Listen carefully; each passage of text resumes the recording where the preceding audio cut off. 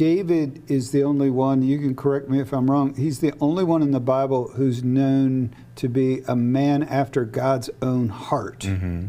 And so the fact that he's the man after God's own heart, we should put, as we study the Bible, and particularly those that are just learning the Bible, or even if you're a deep scholar of the Bible, there should be something about David that draws you in. Yes. In other words, you know, wouldn't it be wonderful if Wayne Frye was known as a man after God's own heart, right? That is something. And recorded in Scripture, right? Yes, that is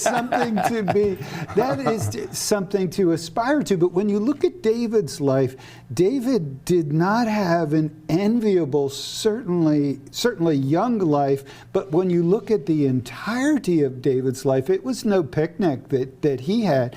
But he starts as the young shepherd boy who's the youngest of all the sons of Jesse. You can correct me where I go wrong here, but he wasn't even esteemed enough that he was allowed to come into the house as a young boy. He was out with the sheep. Right. And he might be out with the sheep for months and months and months and months, and you can imagine what that might all kind of smell like. And then you imagine the alone time that David had. David and the sheep. That's the story of his young life. And I think the Bible backs it up, is that David developed this. I think David had a heart that was emotional, because he had the music quality, and he had, to me it seemed like he had an abundance of love in his heart, but